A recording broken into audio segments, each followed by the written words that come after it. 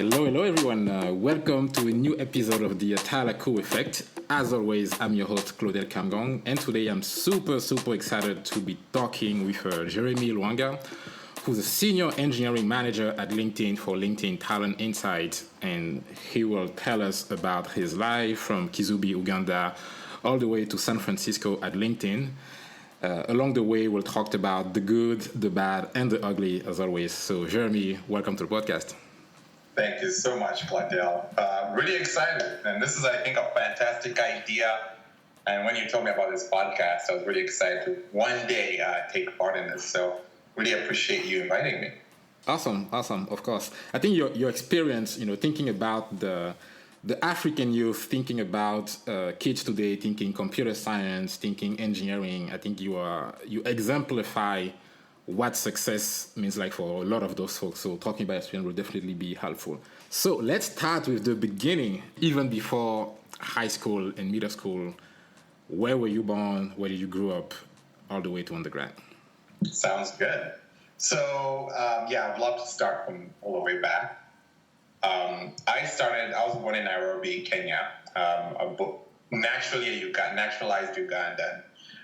But as you know, we have a lot of wars back home. So we had Idi Amin at the time when I was born.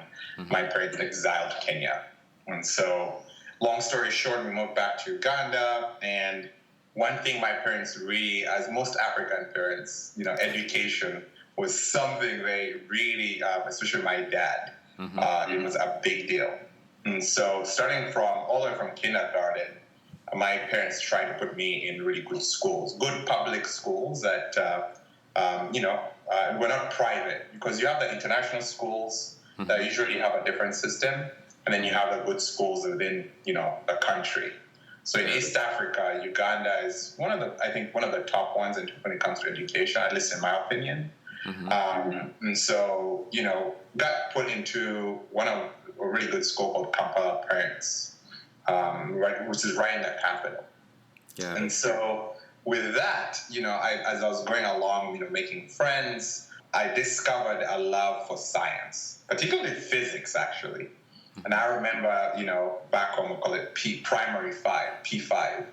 Okay. I think I was about 11 years old. I don't know, is it the same in Cameroon?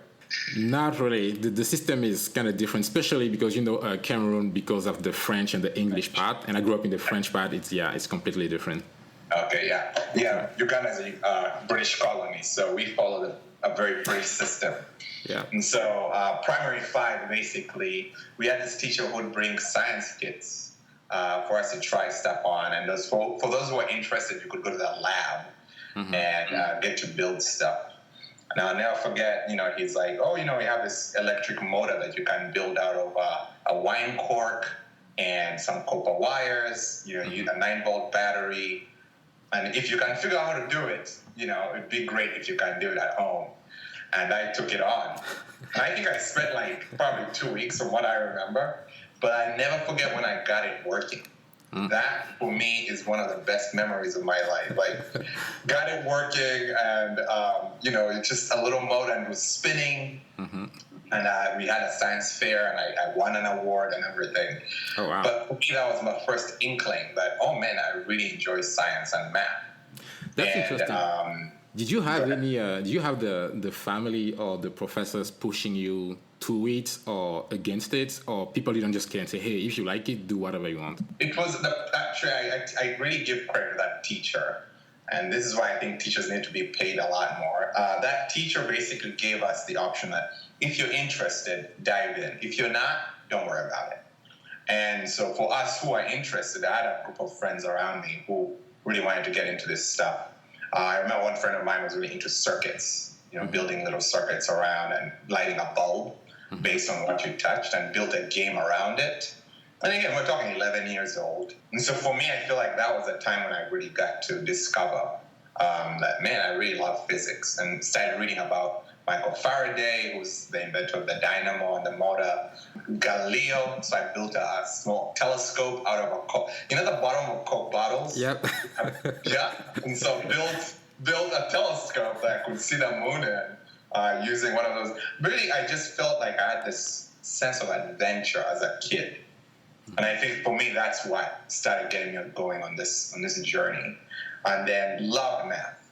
Again, the teacher we had was really strict, but he basically said, "Hey, Jeremy, like, I think you can do this." Because I struggled a bit in the beginning, around 10 years old, P4. But by P6, which I was 12, I was, doing pretty well. And I give a lot of credit again to that teacher who was like, "Hey, I really believe in you. I think you can do this." And so, back home we have this big exam, UNEB, which is kind of like the national kind of exam for everyone, kind of like the SATs in the US. Cameroon, I'm pretty sure you guys have one too, right? Yeah.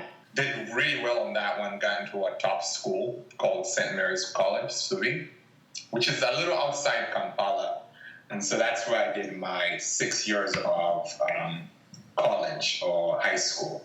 We don't call it college back there, right? It's pretty much high school, right? Yeah. But then you have the advanced level, which is S5 and S6.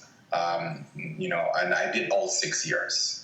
At S4, you do another exam, and you have to basically figure out, you do a national exam at that point as well, and then you get into another good school. So I managed to do well again at S4 and keep being in my same school, which is really, really competitive. Quick question on the St. Mary College Kizubi. My understanding is that it was a boarding school, right? Correct. So yes. I don't know if it's the case in Uganda as well, but I know in Cameroon, in the English part, and for friends of mine from Ghana, every single one of them who went to a boarding school, they are the most disciplined people I've ever met. So is it the same in Uganda as well? I don't know how you taught them, but it's incredible. Like the way they think, the way they see their life, it's very structured. So would you say your experience was similar? Yep, very, very, very similar. So my particular college is actually all boys, Catholic school, and we had a very strict schedule. I actually really enjoyed it because for me, as a teenager, all I cared about were education, school, getting good grades, and sports. I played rugby. And so, I was a scrawny, small guy, but our school had this whole thing about, hey, it doesn't matter how small you are, but it's all about the heart and your brains. And we're really proud of that. And we really did well because we came up with strategies and to this day, I'm still, great friends with all those people. We actually just had a Zoom call this morning with people in Uganda, people on the East Coast, the UK. It's almost a fraternity. That's what it felt like. And of course, you have rival schools. Of course. And, and then for all boys, then you have these socials with the all-girls schools. And there's a whole thing around it. But thinking back on it, it's fantastic. And I agree. There's a whole...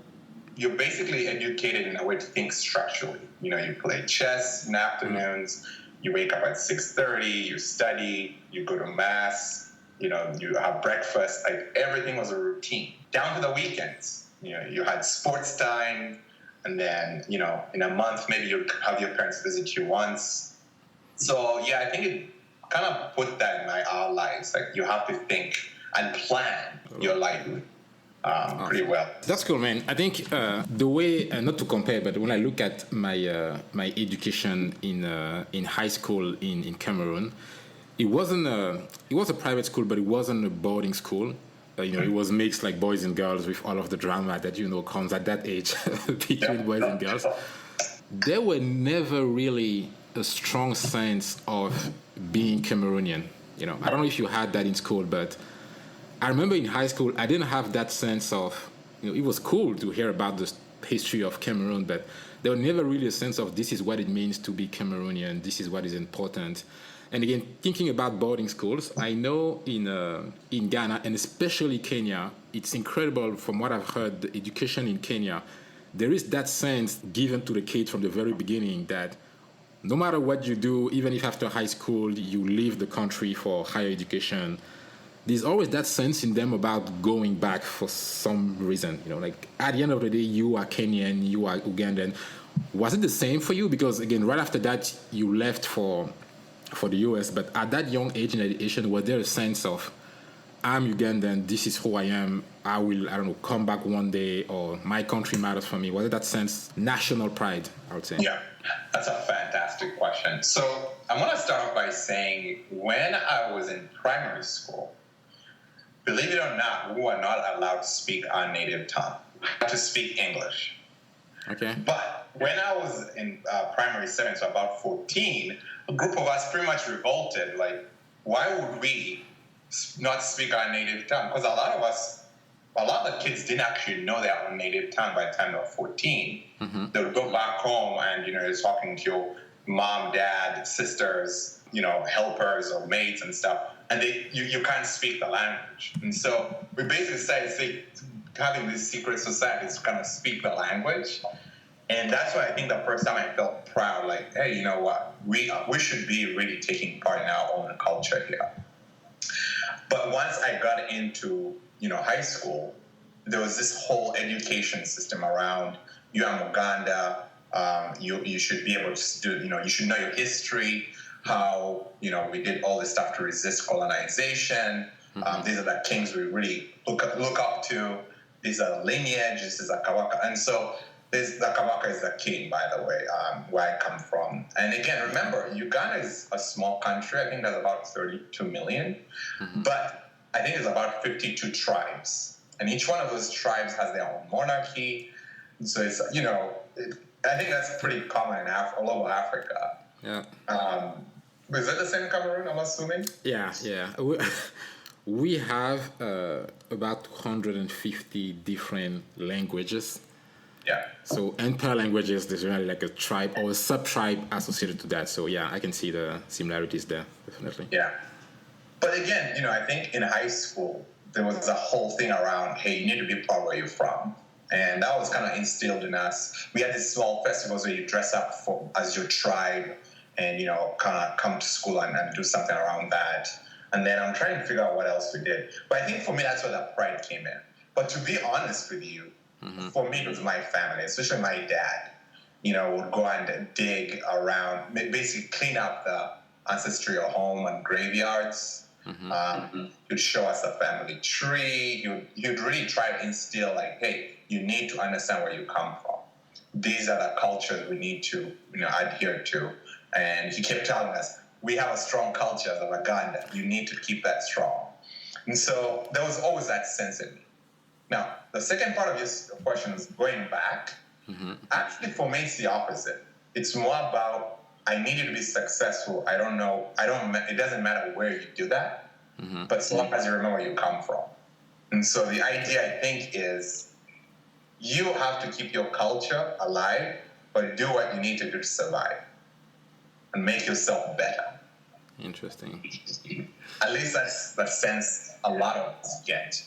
And so going back home was not like a top priority, but keeping that culture and connection with your parents and family was a priority. That way, you can send money back home, you can support, siblings, which a lot of us do. Yeah. I think that for me is where that comes in. But the sense of like, hey, you need to come back home, for me personally at least, it was not the top priority. Top priority is that you need to be successful, you need to be happy in your own life. And I give credit to my parents on that. And I know some of my friends are the same way as well. Interesting. No, I can relate to that. In Cameroon, there's definitely not that sense. But yeah, like when I was leaving Cameroon for France, my parents basically had the same type of thought systems. Like, hey, yes, Cameroon is your country. If you at some point in your life want to come back and do something for your country, that's perfect. But yeah, be successful, be happy. Yeah. That matters a lot more than don't plan necessarily your whole life about coming back to Cameroon at some point. Just do whatever you can and hey, if your success anywhere else is reflecting well in Cameroon, again, your close ones in your community, the better, but it doesn't necessarily have to be an end goal. So I can relate to that. So how do you move then from Kizubi to North Manchester, Indiana? Was the struggle on your own and the family to find, okay, what's next? Where do we send him? And financially speaking, again, I don't know about your family financial situation, but I know in Cameroon, for most people, undergrad in the US is extremely expensive. So walk us through you going from Kizubi to North Manchester. Happy to. So when you talk about struggles, that was my first. So like I said, starting from P5, I had this great academic, kind of trajectory, and everything seemed to work out well. I was really working hard. Mm-hmm. But at S6 is pre-college, you do, and then you do this exam again, and you get into university. And at that point, you can either go into the UK or you can basically go into a university outside the country, or you can go into the Makerere, which is one of our top universities in Uganda, which is our top university in Uganda. But remember, I'd already started getting really into physics and math by the time I got into high school. But while I was at this college, but high school, we got introduced to computers. So there's a computer class, and I got really into it to a point where we're trying to figure out how to not hack, but we're trying to figure out how to get games installed on them. And of course, they were restricted, so we figured out a way to break that and install games we wanted.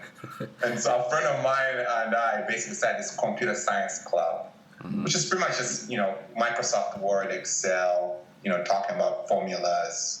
Nothing too crazy, but that's what got us kind of going with this computer science thing. Mm-hmm. And that's when I think I decided, and again, this is around S5, and I was, I guess, 18 at that time. Yeah, 18. And I decided, you know what, I'm going to study computer science because I really like messing computers. For me, actually, really, it came from gaming. I love playing Mortal Kombat, Street Fighter, and I was just trying to figure out how do these games work, How do I get the cheat codes? Because a lot of my friends had those big books and cheat codes. Well, that's for this, that would be a good memory. And so I would sit for hours trying to memorize all those cheat codes, and I really figured out, you know what? If a computer can understand this, I really want to understand how that works behind the scenes. So I made a choice and talked to one of my teachers like, hey, I really want to do computer science. I don't think Makerere is the best school for that. If I'm trying to really get good at this, what would you advise? Because, you should look at the UK, India, or US. Canada is also not a bad choice. So I started doing research. And fortunately, I had a friend of mine who had moved to the US as well. He had done fantastically well at S4. He had done so well that they used his score in S4 to transform that to the SATs, and he got into college on a free ride. And he basically said, hey, man, you did well in S4. I think I can hook you up with this university I'm going to. And I go, please, send it my way. I'm trying to get as much data as I can here. Mm-hmm. So he sends me the information, but as you'd expect, it was really expensive. I think, as in the US, you need to show that you can pay for 4 years or something. Yeah. It's something like $32K if you don't have a scholarship. And so, man, I don't think my dad's going to go for this. So I did some research on Canada and India. India was the cheapest, but India did not allow you to work throughout your whole college career. And so for me, that was not an option. So I got into a school in India, in Bangalore, which is a really good school. I got into a school in Canada, which is in the Halifax, Nova Scotia area. Yeah. It was really out there. But I had a lot of friends from Uganda who were in that area. And then I got into North Manchester, the Manchester College. Mm-hmm. And so basically, my dad, by the way, had no idea I was doing this. My parents had no idea I was doing this. I kind of hinted to my mom I was trying to do this. So one day, I basically presented, like, hey, Dad, these are my options for where to go to college. And, these are the prices.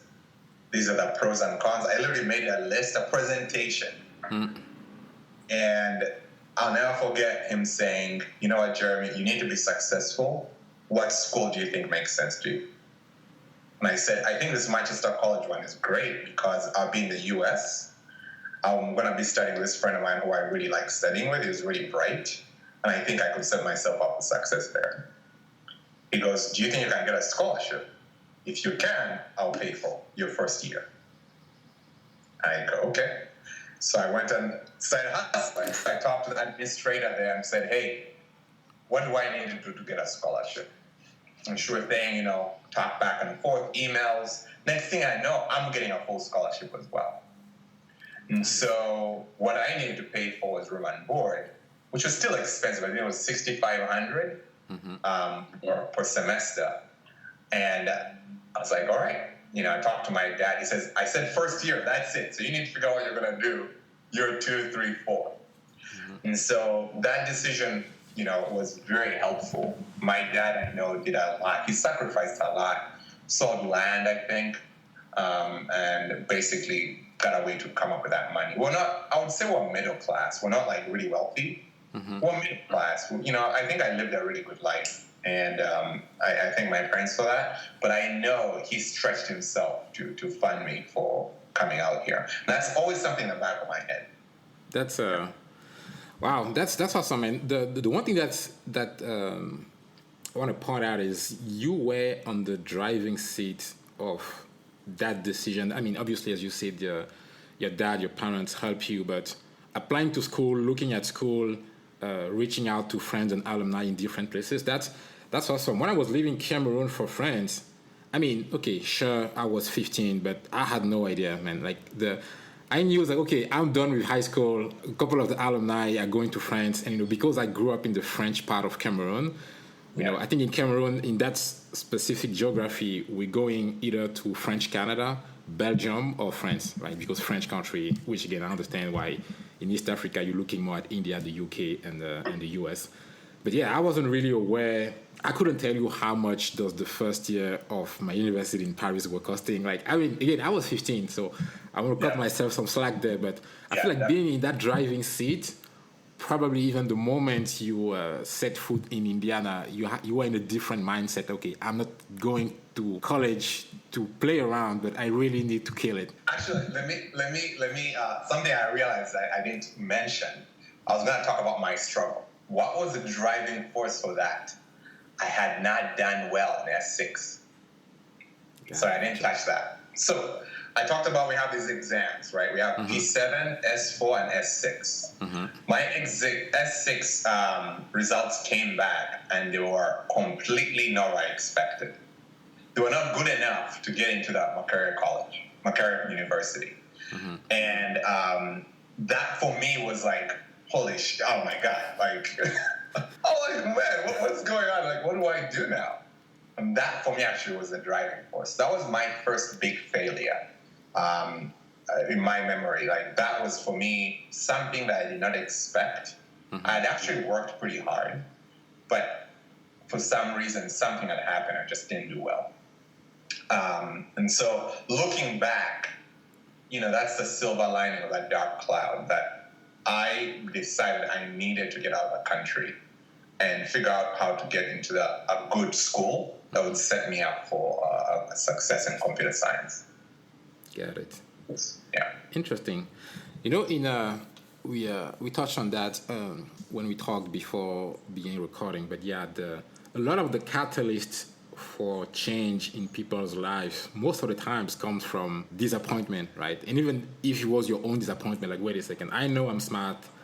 Up until now, I have good grades. Now all of a sudden, it doesn't happen. You're like, whoa, maybe I need to be looking at different options. So, okay, that makes sense. So you get in Indiana in 2002. 4 years you finish with a master's degree in computer science, and then you get into co-founding Tingating. So when I read your profile there, I was wondering, now that you mentioned the full ride on the scholarship, I understand that you were not under a lot of financial duress at the end of undergrad, because I know a bunch of kids, including me back then, entrepreneurship, despite everything being said, follow your dream.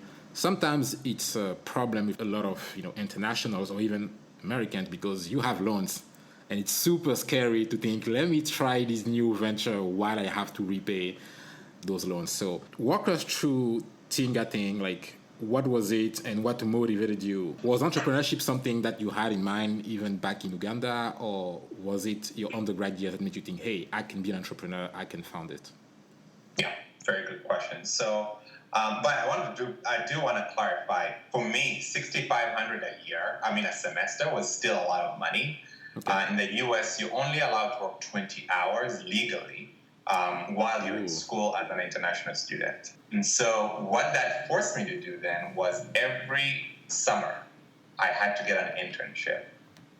And so that's actually where, looking back, that's actually some of where my, I think, experience came from. Because I would go as a junior, I'm not a junior, actually, a freshman.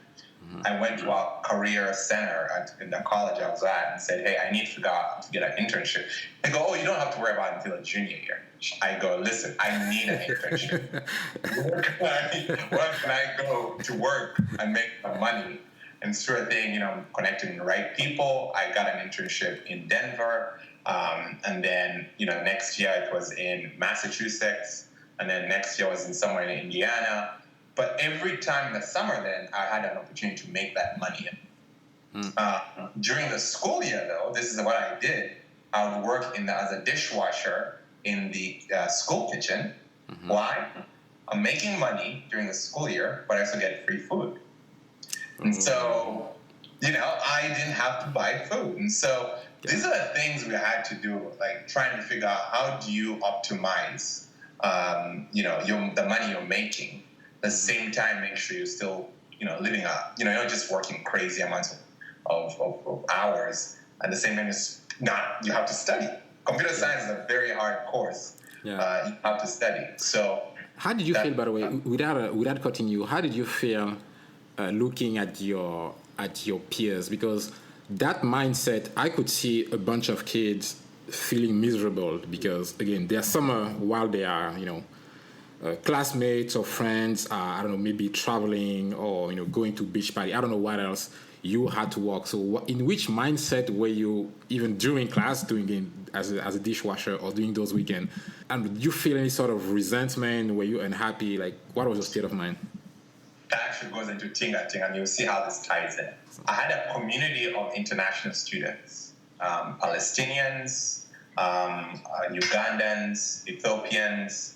We had this really great community, which actually the school kind of facilitated. We had this international house. We had a whole committee. And all of us had the same mindset. We're all immigrants. We're not as wealthy as we expect. Some of us, actually had really wealthy parents, and they had new cars and everything. But a lot of us didn't have cars. A lot of us had to do these kind of jobs to survive. That community actually made me feel like, even though the rest of the school was going to spring break to Florida and was stuck working, it didn't matter to me because I had that community of friends who would, after work, you're working like crazy hours, you go and hang out in the dorm room.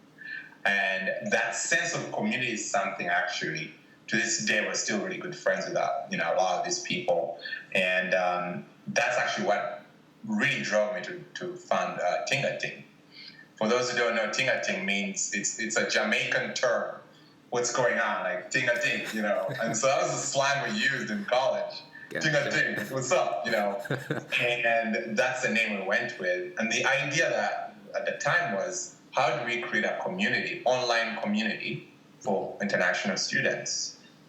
Because again, you join a college or university, you don't have a community.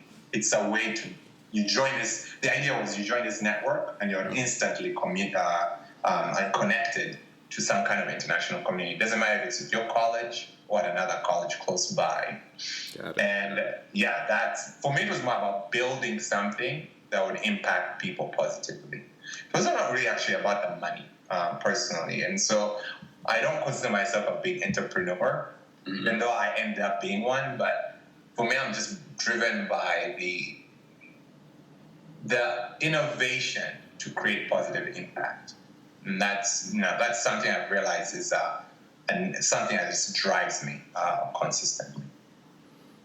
Awesome. That leads you're done with undergrad, Tinga Ting happened, and then you find yourself at CBS Interactive, where you spent about 8 years in a lot of different roles, building front end for ZDNet, a bunch of different companies. Walk us through what was going through your mind during those years. Sure. So first off, Tinga Ting failed because Facebook basically started. When Tingating was starting, Facebook, we were literally at MIT. I had friends at MIT we were working with. And we kept hearing about this Facebook app. This was back in '04. And Facebook at the time, I think, was just within that Massachusetts area, like, Ivy League area. And then they released it to all schools. And really, that's what broke us. Like, then there was no use to create Tingating because people are creating their own groups within Facebook. So from that, we learned that we need to do a lot of market research and really understand and learn. Also, the thing I built, because I was pretty much the main engineer, or front-end engineer, APIs, and we basically was not as scalable as we wanted it to be. So I realized that I needed to learn a lot. And so with CBS, which by the way I got through, it was interesting, I got it through Yahoo Jobs, which at that time was kind of like the big job board. Yeah. LinkedIn was just starting, and so we didn't have the power of LinkedIn at the time, as much of a powerful LinkedIn. So at CBS, my main objective was to learn and make sure I'm learning as much as I can.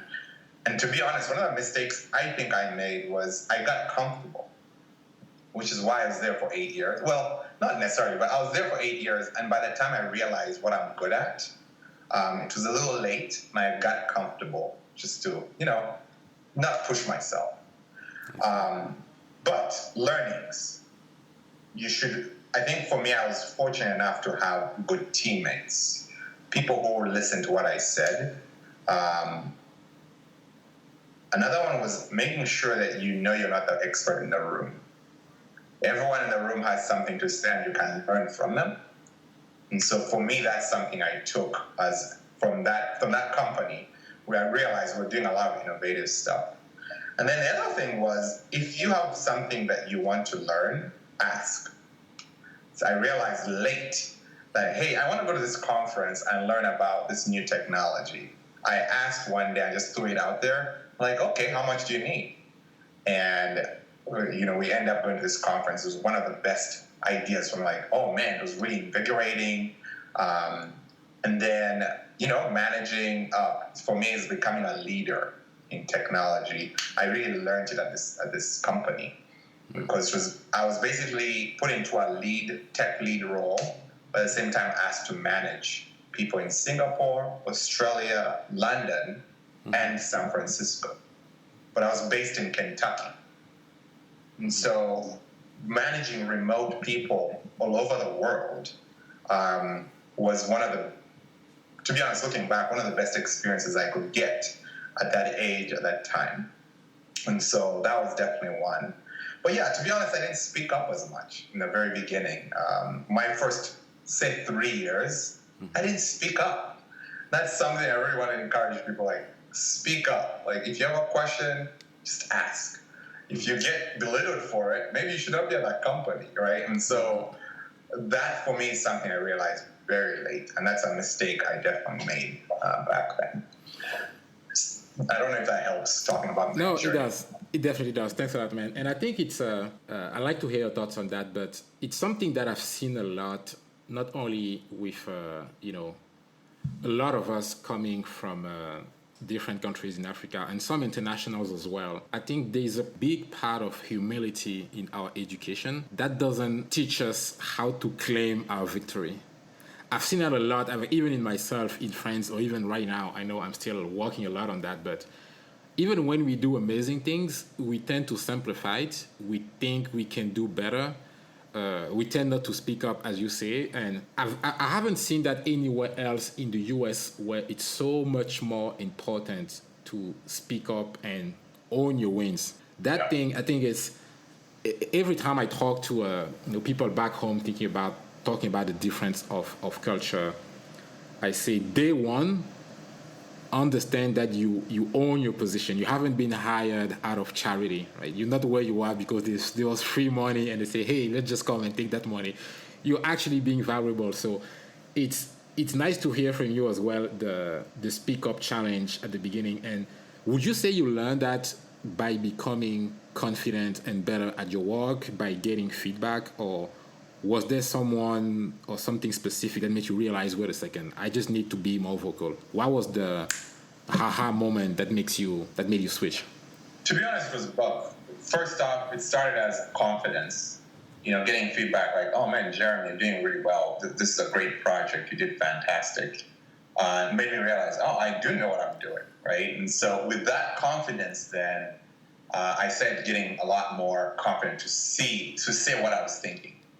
And then getting that one leader or two leaders say, "Oh, I really like that idea," or Jeremy, that idea I think is, you could maybe change it a little bit, but I really like that idea. Made me realize that, okay, I do have a seat at the table, and my voice is going to be heard. You did touch something actually you do want to talk about, which is humility. I think that is actually what I realized was my niche. I was humble, but I would speak up. So I had friends of mine I lived in Kentucky, but I was being paid a San Francisco salary because CBS Interactive is actually based in San Francisco. Mm-hmm. So I was making good money for where I was staying. And so are my peers. And so, you see some of them buying great cars, houses, living beyond their means. I had my raggedy college car, actually, that I completely repaired, and I was really proud of it. And a lot of people would make comments like, "Man, why don't you just not sell that thing?" I'm like, it still works, doesn't it? Gets me from point A to point B. And, a lot of people kept saying, "Man, you're really humble. I really appreciate it." I'm like, well, I just don't need to show off. For me, it's just, it's not a big thing for me. And that's something I realized is a culture from back home. Then the other one was being nice to people. Claudette, if there's one thing I can tell your audience, emotional intelligence, where you just want to be nice to people, treating people the way you want to be treated, goes a long way. An example, at CBS Interactive, I had this VP he was actually a manager when I joined, but I was always just really nice with him. We played ping pong. I was just really respectful. And I never worked with him. I never needed to talk to him. But every time I would see him in the hallway, like, "Hey, John, how you doing?" Well, he ended up going through the ranks and really well. And sure enough, he became one of my biggest champions when he was at the top. Mm-hmm. And he was a guy who would vouch for me, like, "Hey, Jeremy, I actually really like what you did." And we would have these happy hours once in a while and say, "Man, I'll never forget. You were the one guy who always just said hi to me in the hallway. It didn't matter how bad a day I had, but every time you smiled and said, 'Hey, man, how you doing?' It's like, what made you think about that?" It's like, that's why I always remember it. Stuff like that matters. Being nice to people you work with, it goes a long way. And I realized that really late, even though for me it was a culture thing. Mm-hmm. But that for me is something I really like to do, and I encourage people to do that as well. You have to speak up, but be respectful and humble. Thanks for bringing that up. I think we have 54 countries in Africa, but I think across the board, some aspects of our cultures around humility, and again, it depends on the tribe, and even in Cameroon, we have some tribe that we say are kind of more showing off than other tribes. I mean, we have that, I would like to call it friendly competitions and stereotypes, but I think like overall humility, like most folks that I've met across the board, speaking up or not, it's a big part of the behavior and the culture that I'm really proud of is that humble part. So definitely, I understand what you mean. Let's talk about LinkedIn. After CBS Interactive, you joined LinkedIn before LinkedIn gets acquired by Microsoft in 2003. And even within LinkedIn, you are in different roles in talent media all the way to right now, again, senior engineering managers with talent insight. What brought you, number one, to leave CBS Interactive? Like, it's a big decision, like leaving a company, especially after 8 years, right? As you said, you've become comfortable, which, again, after 8 years, like, yes, you know the industry, especially if you have an exec championing for you. A lot of people can fall into and I don't want to say trap because there's nothing bad with it, but some people can just say, "Hey, I'm good where I am right now, so I'm not leaving. Let me just stay here." What prompted the move to LinkedIn? Do you think about trying to learn something? Do you think it was just time for you to move companies? Were you excited by the mission of LinkedIn? Like, walk us through that switch. Three things, I think. So I felt like I was not growing. that was the number one thing for me. When I said I got comfortable, I felt like I was doing my job really easily and it was not challenging enough, which is really weird because then, right, do you have to be stressed to work well? No, but you just have to know that you're growing. And so I just didn't feel like, when I looked at a year out, what had I learned, it was not the same as the year before that. And I wanted to keep learning. So that was one. I wanted to make sure that if I was to move, I was moving to the Bay Area. It's the mecca for tech, for what I do. And so my big thing was, if I'm moving to the Bay Area, what companies would I target to move at, to work at? And so for me, it went back to number 3, make your parents proud. It's a weird thing to say, but I know it's on a lot of people's minds, right? Yep. Make your parents or guardians proud, right? Not everyone has a parent, but and so for me, when I would talk to my parents, I would talk about, man, I was on LinkedIn, I was talking to this minister, blah blah blah, and I go, oh, Dad, are you on Facebook to do this? Like, Facebook? What's Facebook? I don't know what that is, Or I'll be like, Dad, you should be on, Instagram. Well, that's recent, but he has no other idea about social media except, well, now he does know Facebook. But at the time, the only big social media he knew about was LinkedIn. That was my dad. And he was really big on the professional network because he likes to do that. And my dad's a businessman, so he does a lot of connection, people in the government area. And so for me, when I was looking at companies, it was Google, which they knew about, LinkedIn. I was also looking at Facebook because I know they were they're a very engineering-driven company. And so, trying to figure out, should I move? And so obviously reached out, found the jobs I liked, and then leveraged my referrals, going back to being nice to people. Yeah. This is one of the things that people who refer you have basically backed you up and say, oh, this person's actually really good. Yeah. And one of my referrals was one of my former managers at LinkedIn. And he really said, hey, man, you're going to love this company. The mission's clear. You're going to get people jobs. Doesn't matter if it's in Uganda, Indiana, wherever. You're going to influence the world here. Come interview. Just come interview for one day, and that's it. If you do well, then we'll talk about it.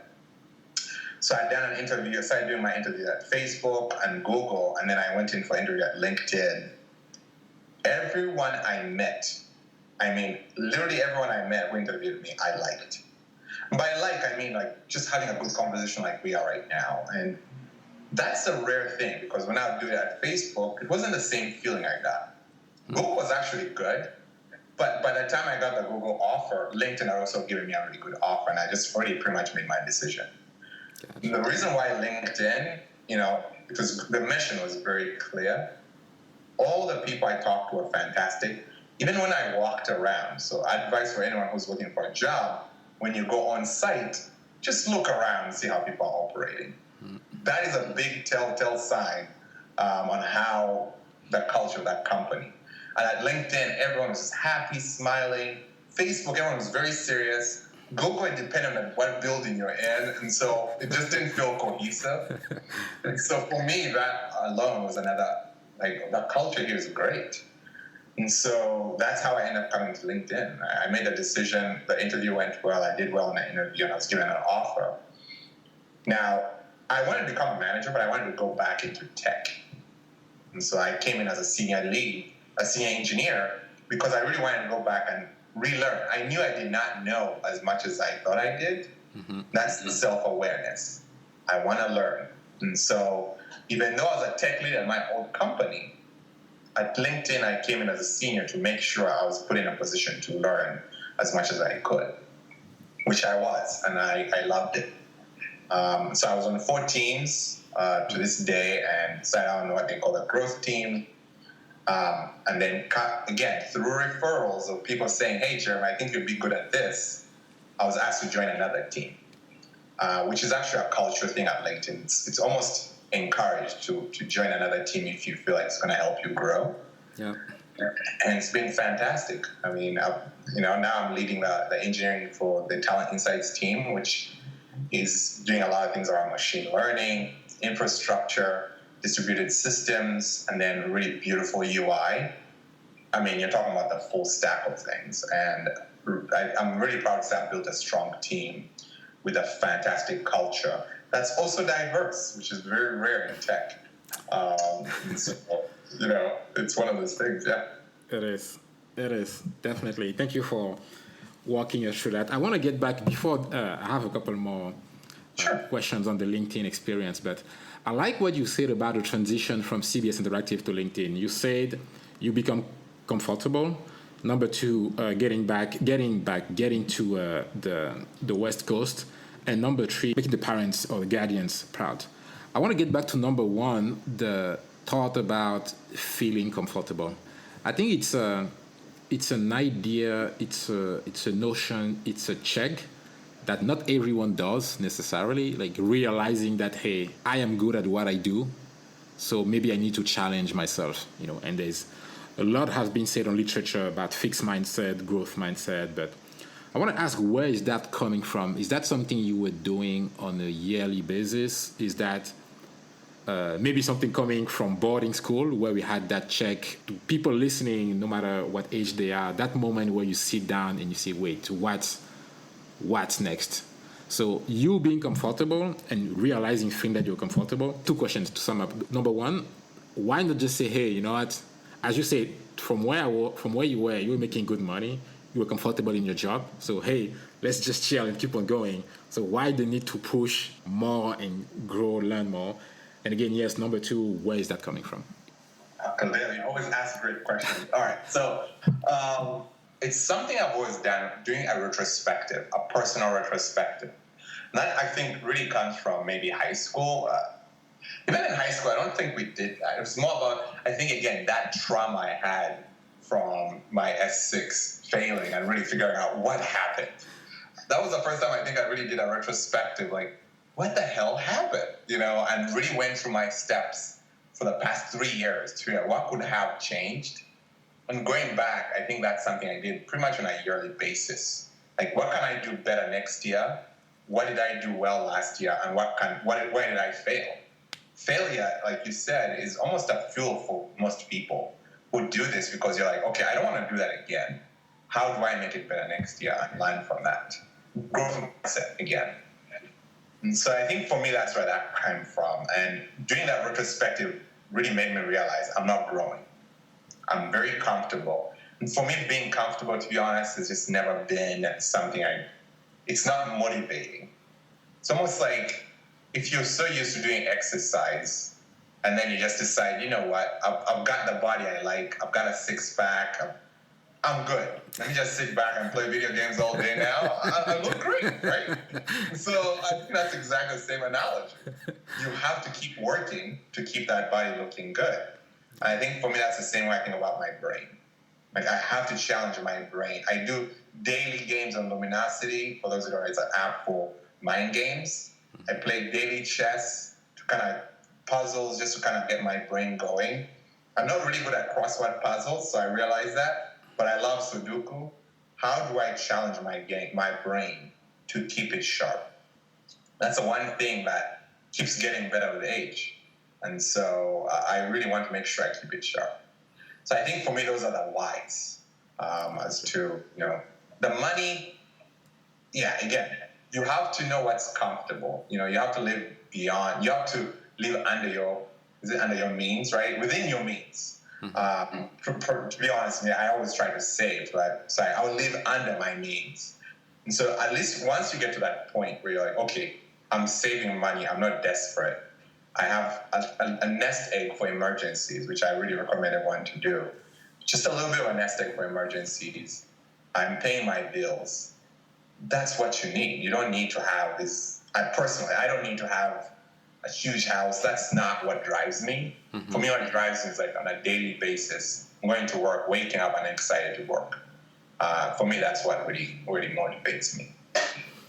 Awesome. Again, education, as always, I think, play a big role into just how people react and think. Like the goals that they set from themselves, it's coming from so many different criteria, right? It's so hard sometimes to just evaluate and say, hey, the framework should be criteria number 1, number 2, number 3, and evaluate everyone based on that. Like history, family, society, like people have their own way of evaluating. One, when it's the right time to maybe as you switch companies. Two, how much the financial matters in those decisions. So again, I'm glad and excited to hear that it wasn't. We all know we're not pretending that money doesn't matter, as you said, right? But it needs to be, for my opinion, at least something else. So I'm glad that for you, it's not like the number one factors. Otherwise, you just like move companies every year, right? Exactly. I feel like if that's your mindset, you never work for a company for more than a year because we know how the game works. Yeah. Every year you can just switch left and right and get that financial boost. So before we finish on the career, man, so you joined LinkedIn in 2013. It's been 7 years here. You've seen the LinkedIn acquisition by Microsoft. By our account, for most folks, it hasn't really changed much. Most people that I've talked to are even happier because, again, we know the financial resources that Microsoft has, so I'm sure it has accelerated a lot of the vision that LinkedIn has through Jeff Weiner, Ryan Rolansky, and all of the exec team. But from your personal point of view, it's been 7 years now. You are a senior engineering manager. Can you briefly talk on your day-to-day and maybe, as we say, zooming into the not so well or the failures or the struggle, what has been your number one failure at LinkedIn so far? Day to day for me, in my position right now, I'm running a pretty new-ish engineering team, which is 2 years. I've been at LinkedIn, again, like you said, 7 years, but every 2 years pretty much I've changed teams, which again goes back to that growth mindset. I'm learning every time. So for me personally, as my job, I'm in meetings pretty much, I would say 90% of the day. And strategic meetings, making sure the team is operating right. Then I make sure I keep time for some technical deep dives just so I can keep myself sane. I'm an engineer at the end of the day. And so it doesn't matter if I'm in leadership or I have to still have that engineering mindset. And so about 90% of my day is pretty much meetings, to be honest. And then I always make sure I have buffer times for some walks or exercise. As a matter of fact, like one-on-ones, I make some of those walking meetings so I can get some exercise in. And then my Fridays or Mondays are usually less meetings, intentional. Because Mondays, I'm preparing for my week. So I'm reviewing my week. So usually on Monday morning, I'm an early riser. So I wake up, I get to the office around 7:30. I usually wake up at 5:45. For those who don't know, in tech, on this side, a lot of engineers start their day around 10:30. But then they go into like 7:30 at night. Yeah. And so I start mine earlier and leave around 5:30. And the reason why I do that is because by the time I get into the office around 7:30 to about 10:30, I have 3 hours to myself. That helps me prep, read emails, stack rank what I need to prioritize, catch up on what I need to catch up, and maybe even work out depending on what the day is. And so for me, that's kind of like how my days are arranged. I get back home and I make sure I have time for family. That's something people, especially in the Bay Area, tend to kind of overlook. Work-life balance. You keep hearing this work-life balance thing. At the end of the day, if I'm not happy at home, I'm probably going to be disappointed at home. Right? Yep. So I want to make sure I come home and if it means helping with dinner or helping the baby, that's basically what I want to make sure I'm prioritizing. That's end of the day, that's what's going to stay with me, hopefully through the end of my life. And I want to make sure I'm setting a good foundation for the family side. So that's pretty much my day-to-day. Biggest failure at LinkedIn. I would say in the beginning, not seeking mentorship. I think that was one of my biggest mistakes. And when I look back, I think that's something that I did not think was as important. And when I first got a mentor, I think they made me realize that I was being very blindsided in the way I was thinking about leadership, particularly in leadership. And they helped me realize, like, hey, you need to do these things to make sure you have the right priorities, what's important, what's urgent. Otherwise, you're going to burn out, right? And so one of my biggest mistakes, I think, at one point I was managing 23 people directly. And that, for me, almost literally killed me because I was just so stressed out. I was basically managing I was managing a horizontal team that basically was for the Hire and Careers org, which is responsible for the biggest revenue for LinkedIn. So there's a lot of pressure, and I didn't realize I was not delegating because I was trying to get into the weeds of the important projects and helping out where I could. And I was working pretty much, I would say 85 hours a week. No time for family. I was coming at 7:30, leave at 8 at night, consistently for about 2 quarters. And I got to a point where I burnt out. And that's when I realized, okay, I can't do this anymore. That was one of the worst moments of my LinkedIn career. But again, learn from it, right? And so that's when I seeked out a mentor and said, hey, she was a VP of engineer at that time, and she said, you need to learn to delegate because you're giving those people an opportunity to grow, but they're also going to help you out. And that's when I started learning how to do that. But it was a tough lesson. I had to burn out to get to that point. Thanks for sharing that. It's interesting because I feel like I've been always lucky career-wise. Every single job I've had, starting with the one after undergrad, I feel as if my as we call it LinkedIn, my manager, but my direct boss has always been some sort of implicit mentor. In the sense, again, I don't know if it's the humility, I don't know if it's my connection or my personality, but I've always been big on feedback. So like asking those questions from the beginning, I feel like has prevented me from making some mistakes. But yeah, I think from what I've seen in others, like friends or family, I feel like a lot are afraid to just ask for mentorship, right? Number one, because maybe we just don't know what it is. And number two, just what we will gain out of it, right? Number three, even some people have told me that they sometimes feel as if it's being kiss ass, which is super strange. You would think, wait, you're asking for advice. Technically, everyone likes giving advice. So, but there's that idea, maybe that fear. I don't know if that was the case for you, but yeah, definitely seeking mentorship, having someone that you know you can reach out to at any point, kind of guiding you, because most of the times they've been there, they've made those mistakes, so they can like prevent you from making those same mistakes. First off, luck is hard. I mean, luck is pretty much hard work and finding the right opportunity. And a little bit of special sauce there, which is the luck. But you just have to realize that you're working hard and you're able to find those opportunities. So that's what I consider luck. Secondly, Claudia, the fact that you're able to find those leaders who look at, help you out, there's something about you that you might need to look at and say, what is it about me that makes me, I don't want to say good employee, but what is it about me that leaders look at me and say, I'm going to help Claudel out?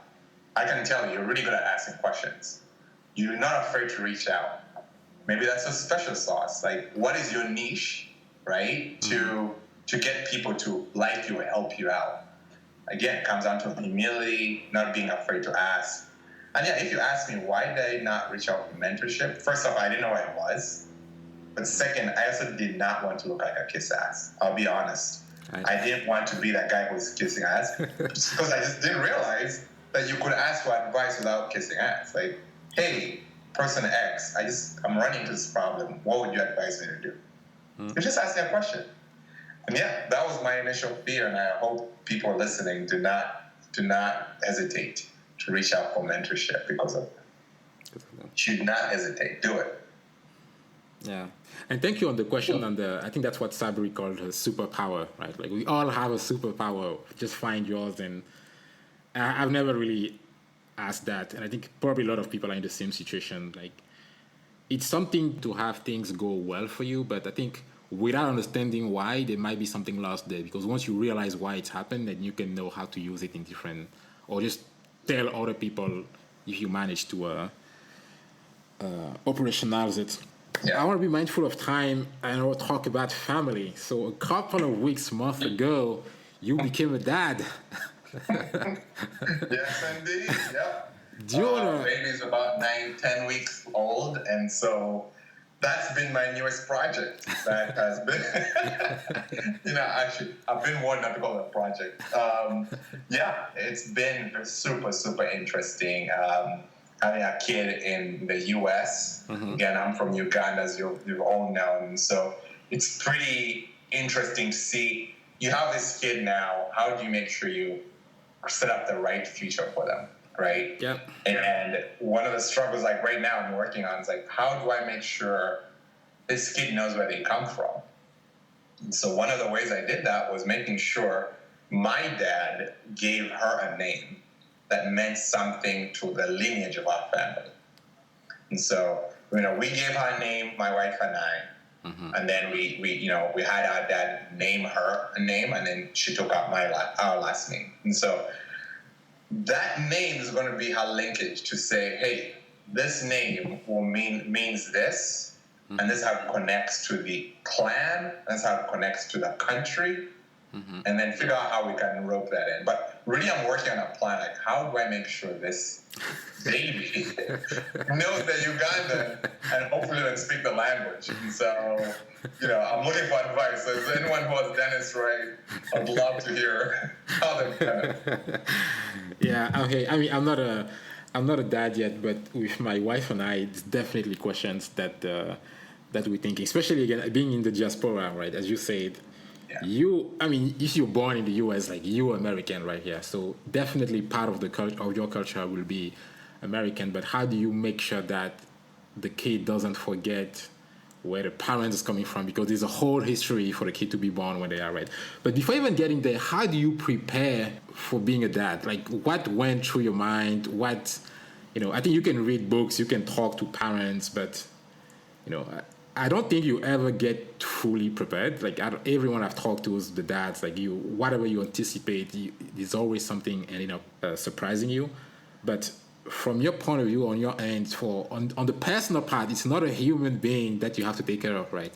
You have to look at the work. How do you balance that and make sure you're still as effective as you are? So, how did you do it? I'll be honest with you, I wrestled with this for a long time, and by a long time, I mean about 5 years. And thanks again to mentors, like, how do you do it? Because I was looking at some of my mentors, some of them are VPs at LinkedIn, one's at Salesforce, and I said, how is it you have young kids and able to do this really crazy job? And so asking questions on how people do their schedules. Now, never forget, one of my favorite quotes was, it's actually not as hard as you think. First off, you will never be ready. Like you said, you will never be ready to have a kid because you'll always have some excuse not to do it. But you want to do it. At least for me, I know I wanted kids. And so, to be honest with you, it didn't hit me that I had a kid until the baby cried at the hospital. Think about that. My wife was pregnant for 9 months. We had one all for about 2 years. It did not hit me until that baby cried.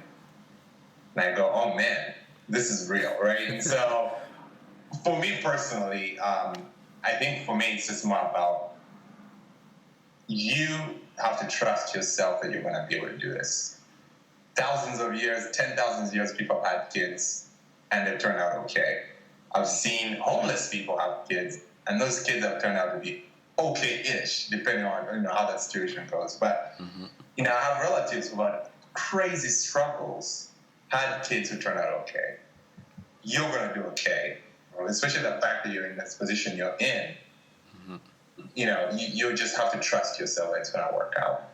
And then there's a lot of instincts, actually, that come in play where it's just crazy how natural. Actually, this whole pregnancy thing, having kids, makes you realize how amazing our bodies are. You're operating on 2 hours of sleep, but working a really hard job, you get it done. And somehow your body adapts. You have to trust. Again, it goes back to test trusting yourself. So for me, if you ask me how I've done it, did a bunch of research and decided to trust in this, and trust in us, my wife and I. And so where it worked out, it's worked out great. So the baby's fantastic, and it's a great joy to have a little being smiling up at you and looking up to you. right? Yeah, no, congrats, man. As I told you, I'll come back to you and asking for advice left and right. Like, hey, just the before, the during, like how do you manage to do it? You mentioned one thing about the balance of culture, right, between the U.S. And the Ugandan culture, even the language. What about just the values that you want your daughter to have? For instance, I asked my dad because again I left Cameroon when I was 15, and I've never lived with my parents since then. Right, it's only vacation, just catching up on the phone. And the moment I started thinking about having a child, then I say, wait a second, like how did my parents do? Like, is there something maybe it's again the computer science brain as well, but is there something that the kids need to know at 5 years old? Is there something they need to know at 10 years old? Like, how do you check up looking at those values? My dad told me in our tribe, there used to be some sort of initiations where the boys and the girls, the moment they reach a certain age, they bring them in the forest or talk to the grandparents and certain things that they need to know at 15 before getting to the 16 and growing up. He also told me there are a bunch of knowledge. For instance, he mentioned an example that made me smile.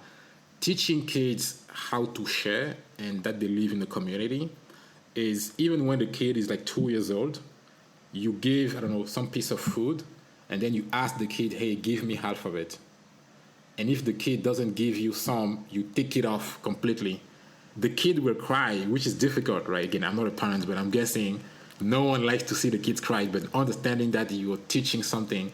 So that was something as which seems anecdotal, but for me was very profound. Like, okay, wow, that's a very simple gesture, but yes, teaching the kids that something that belongs to you, you have to share it with someone else.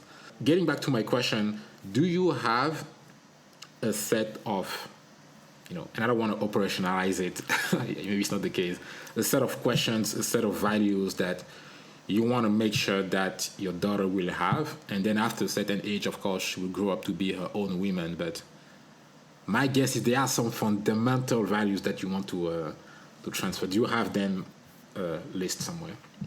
Once again, a fantastic question. And I also never thought about that shared, but two principles that I've thought of so far that I really want her to value. Treat everyone else the way you want to be treated, even though they are mean to you or whatever. Mm-hmm. Still treat them with, with kindness, because that's something you want, right? Mm-hmm.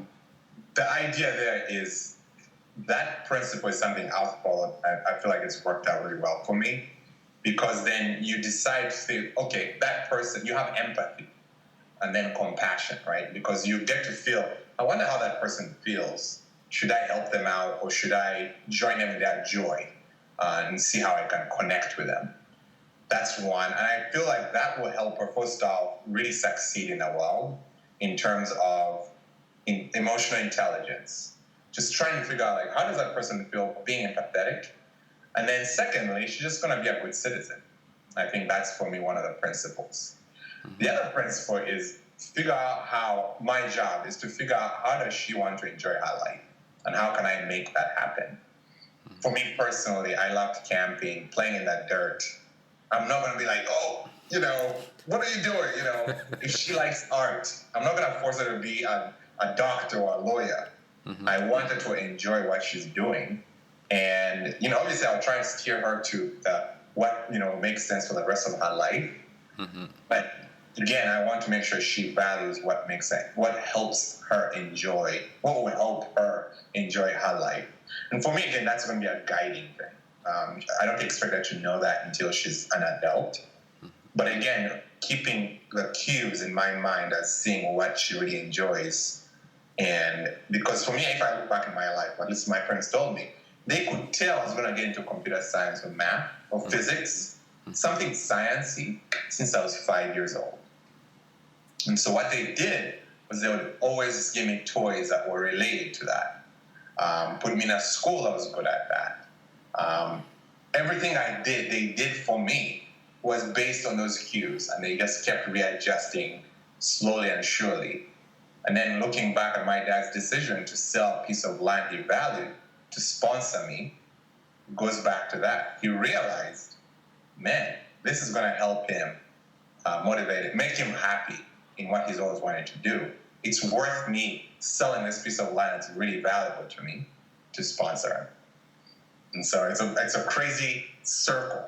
And so I'm helping him out, building, I'm buying land for him. I'm like, hey, what land do you want to buy? Let's go out and buy it. Okay? Full circle, man. It's a whole full circle. It is. Yeah. That's what it comes down to. It is. You are in the US right now. You live in San Francisco. Your daughter will grow up in the US as well. You said you're thinking about how to make that mix. A lot of what I've learned is vacations. Like make sure one time in the summer they spend 2 or 3 weeks in the village. You guide them, you show them like this is where I grew up, this is where your parents are, your grandparents are. But besides that, thinking about your marriage, are there practical elements that you've come up with that made you understand that, hey, you are going to be your own human being, but this is exactly what I will do until you are, 10, 15, to make sure. I'm thinking about like practical actions that you think you and your wife will make. Fantastic. But for clarity, my wife is not Ugandan. And so, this is something I think about quite a bit. And for my daughter in particular, again, I talked about that name, and I'm going to be using that name. When I refer to her, I'll use that name, and I keep making sure I refer back to what it means. Mm-hmm. The other thing I'm also doing is we have these storybooks in my native language, Lwanga, that I'll be reading to her. And I'll keep doing that even until hopefully she's a teenager. I can still do that. Have her read them and make sure she understands what they mean. Mm-hmm. For me, again, those books we got are basically talking about the history, a little bit of the history. Mm-hmm. Really easy books to read, but they're written in Lwanga. Mm-hmm. So she gets to understand how to read the language, gets to understand the story. By the time hopefully she's 10, she will understand what the story is, mm-hmm. and then start to relate back. So that's one thing I'm definitely starting now. Mm-hmm. The other one was making sure we have really high touch with my parents, because my wife's friends obviously are not from Uganda, but my parents, making sure. So, for example, my mom, COVID-19 has blocked her, but my mom was supposed to come here and spend 3 months babysitting my daughter. And again, the idea there is to create that connection, like, hey, this is your grandma, this is where you come from. My mom has always been really good with kids anyways, but I think that's also one thing that I want to, as my parents are still alive, they're getting older. Yeah. How much do I create that high touch with my daughter? They come here, I go there. Fortunately, my wife loves going back to Uganda. And so how do we make that as often as possible? Mm-hmm. And then the other one was I'm speaking to one in Uganda. And so I'll have phrases that I've actually already started thinking about, like, hey, come here, Janguan. And the kid will have to answer, Kali, Dad. That's for me a way to, they have to know that. I know they'll get as a teenager and they won't want to do it. Yeah. But the idea is they will know what it means. And so for me, that's kind of like a way to kind of force it in there. I'm looking for ideas, by the way. So. Awesome, man. I have one last big question, and then the rest will be, I think, pretty much easier for you. What does it mean for you to be African? In today's context, it can mean a lot of things, but personally, what does that mean for you? Wow. That's a deep, fantastic question. What does it mean to you to be African? I want to give this in the analogy of Black Panther, by which I thought was a fantastic movie. There's so much relation back to Africa. Not just Uganda. I mean, it's all over. West, east, south, north. The costume design. I've done a lot of research on that movie. For me, it goes back to that culture, rich culture. When I think of Africa, I think of really rich, deep culture and a sense of community.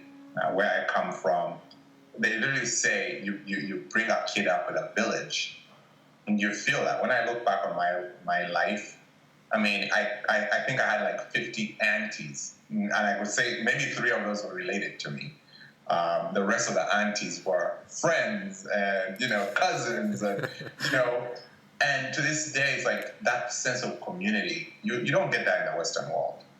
It's only in Africa. And just, that's the food. It's just, it's incredible. So I'm looking back, but the reason why I bring up Black Panther, because there's a lot of analogies in that movie referring to that.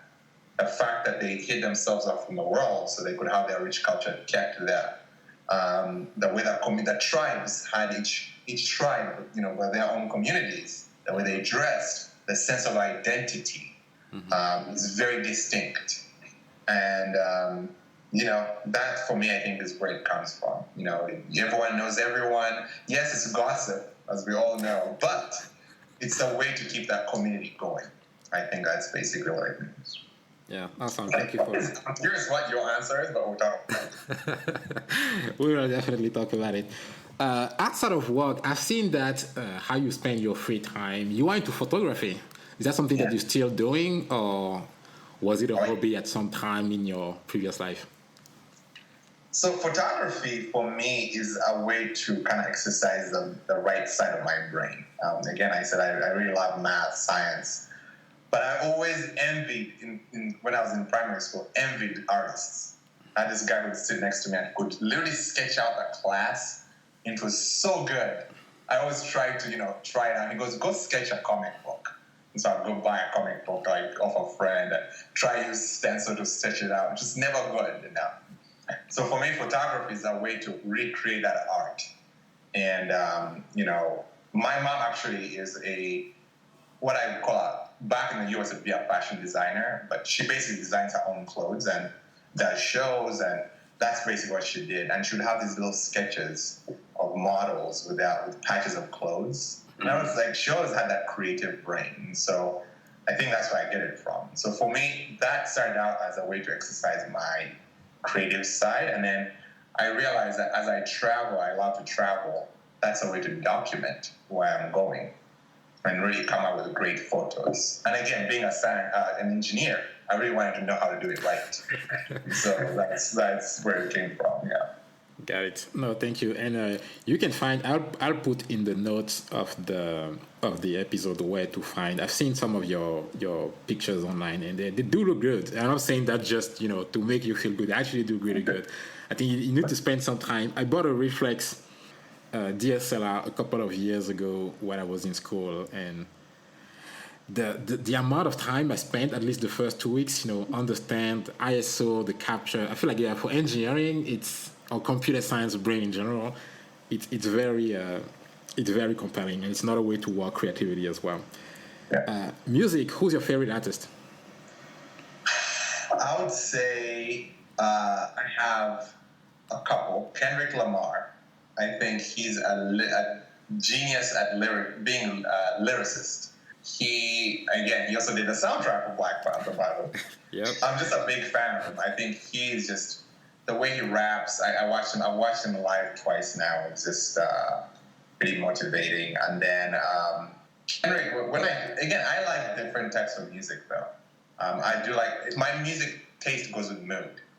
I actually listen to EDM as well. Back in Uganda, when I was growing up as a teenager, we had this whole phase of trance that came from Europe. Mm-hmm. And so EDM, like Tiesto and all that, basically also became a big part of our lives. And it also has a lot of nostalgia for me as a teenager. I love, jazz, just good old jazz, and Miles Davis and neo soul. So when I think of neo soul and I think of Jill Scott, for me, that is goosebump music. When you hear that lady sing and you just watch her live, you literally get goosebumps. Indiana Ree. There's something about those two people, Indiana Ree, Erykah Badu, and Erykah Badu and Jill Scott. They have this African vibe. For those who understand what I mean, but it's almost like they're emulating Africa. And for me, and then you hear this American voice with a beautiful voice. It's very soothing. So for me, Sundays is usually neo soul jazz. Then if I'm coding, it's trance and EDM. And then if I'm just in a car or something, it's usually hip hop. So Kendrick Lamar. Now, what's interesting is I actually don't listen to as much African music as I want to. And so I have this Spotify channel, African. So I don't know the artists, but I know the songs. And so once in a while, I'll be like, oh, who's this artist? My friends will be like, come on, man. You know, because I left Uganda at critical age when, you know, African music and, you know, the Niger music was taking off. Yeah. And so when I left, I was 18. You know, it wasn't a thing here. But now it's taking off, which is exciting to see that. Oh, it is. It is definitely with the Burna Boy. Yeah. Ghana organized something, I think, in 2019, the year of the return, that made a lot of noise. It was a big festival with a lot of African artists, the Davido. I have a playlist that I'm super proud of that I've been making probably since I'm like 20 years old, of the Yusundu, some of the recent. I'd be happy to share that with you if you want. Oh, I love that. I love that. You know, I grew up with also, you know, Congo music. So Kofi Olomide. I don't know if you know what that is. Yeah. So for us, that was my parents' music, right? But I can see them dancing to that, and for me, that's very nostalgic. Definitely. Movie. I want to say you mentioned Black Panther. So I'm guessing that's probably one of your favorite movies. But if you have to name one or two, like movies that, let's say, you know the game, like if you have to choose like 2 or 3 movies on a desert island, which one will you bring? You know, a movie I really, that maybe a lot of people don't enjoy, but I really think is deep. I like deep movies. Like Black Panther, a lot of people look at the action. Mm-hmm. But if you go a layer below that, there's actually a lot of thought put into that movie, down to the person who, like the villain who stole the what is it? Look at me, I'm forgetting. The vibranium from Wakanda. He's got a South African accent, and so you have to think about. There's so much depth in that movie that I'm just like, man, it's incredible. And so that's one, obviously. The Arrival, which is about, you know, just look it up. It's Amy Adams. It's about aliens. Actually, I don't want to give it away, but it's one of my favorite movies. With Natalie Portman? No, that's a different one. I forget the name of that one. But this one is Amy Adams, and she was a linguist, and she basically had to figure out how to communicate with the aliens. Yes, with what's his name again? The guy who plays Morpheus in The Matrix. Oh yes, exactly. Yeah, good movie. Yeah. Good movie. So he actually no, you know what? You're thinking Superman. Now you're thinking not Morgan Freeman. He plays in Blackish as well. Lawrence Fishburne. No, he's not in that one. It's a different. I think it was a different general. Yeah. But anyway, the movie is about these aliens come to Earth, and they're very cryptic. They look like these big octopuses, but they have a weird sound and language. Yes, I think I know that movie. Yeah. Yeah. Right. And they communicate. There's like a big wall, and then they put their tentacles, and they're trying to detect. Yeah. It's a very deep movie. You know, you have to watch it through the end, and you have to pay attention a lot during the movie. So that's also one of my favorite movies. And then another one I really enjoyed was Interstellar. Is a really good one, space, but it also has a depth to it. Yeah. Which other one do I like? Again, just think. I like shows though. I like comedy, and so for me, I like the classic, old school. Like I like a movie that's gonna lift my mood. So old school, you know, Wedding Crashers, those comedies are so funny. That's good for me. I would watch those over and over. Coming to America, another one. Oh, that's a good one. That's a classic. Coming to America. I could watch that every day. I could literally recite the lines because I grew up with that. That's a good one. And yeah, Interstellar, I can definitely plus one that one as well with Matthew McConaughey. I don't know how many times I've watched that movie. I think it's like close to 3 hours long, but it's so intense you don't see time pass by. I love that movie as well. Which is such a good, antidote to that movie. You don't see time pass by. Yeah, very good. And then the last one about books. We talked about music. We've talked about movies. Is there like one particular book that, and again, it can be on relaxation, it can be on personal development, but the one book you recommend that everyone should read? So interesting enough, I did not discover books. I was never a reader, That's actually the reason why I love math. Equations. X plus Y equals blah. And it's like very easy for me, right? Mm-hmm. History made me hate reading when I was in primary school. And I don't know why I didn't try to pursue it. So anyway, a mentor said, hey, you need really encouragement. You need to start reading some books that you find interesting. It's going to be good for you.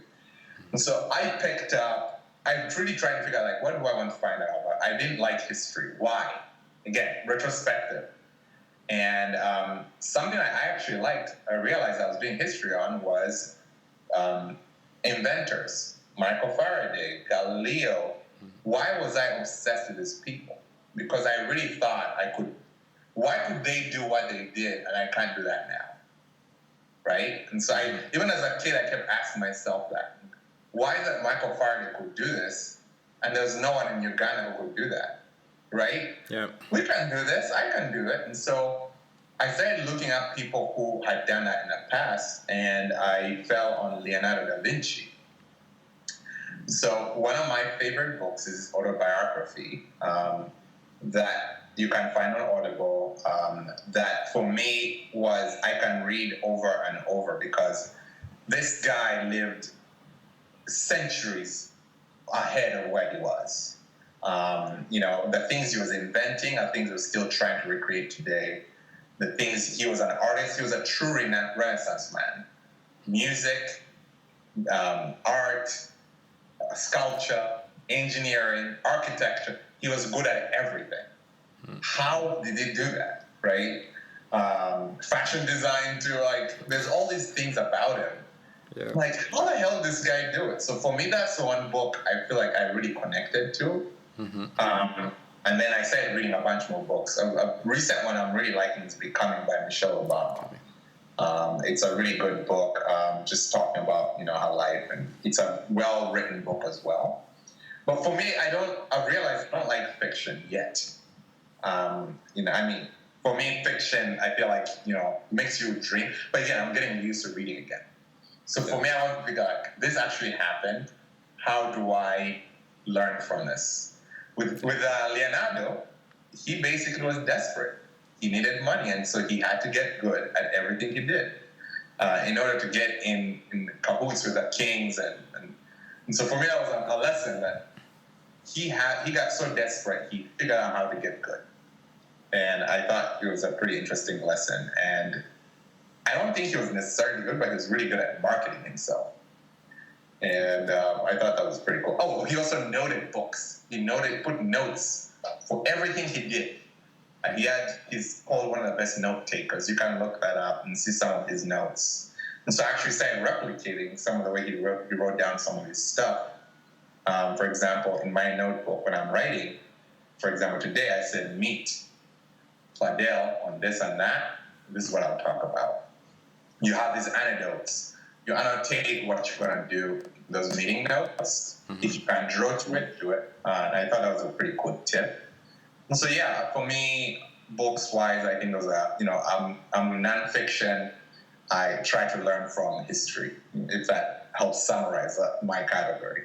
I've learned a lot about the Da Vinci biography, but I've never got around to reading it. I'll definitely add that to my list, because indeed, again, being good at everything, which again back then, I know looking at even another big mathematician, Descartes, I don't know how it's in English, it's Descartes as well, was really good. He was a philosopher, mathematician. I feel like back then, when you were good, it wasn't as specialized as we tend to be today. I mean, Donald Glover and a couple can be exceptions because they can sing, they can act and everything. But back then, yes, it seemed that those inventors, those thought leaders were definitely multidisciplinary, which is not necessarily the case today. Yeah. Awesome, man. Before we leave, I would love for you, again, you can take as much time as you want, a message from folks back home or across the world who can understand Luganda. Anything you want to say, and don't tell me the translation. I'll make sure to get that for myself. Thank you for taking the time today. I'd love for us to end on that note. Really enjoyed it, Claudia. I'm just Fantastic. Really, really good podcast and great questions as always. All right, so in Luganda, let's see. Bakwano bange, njagala musome. Timwetaka kufuna masters. Naye musome kye mwagala okukola. Mukole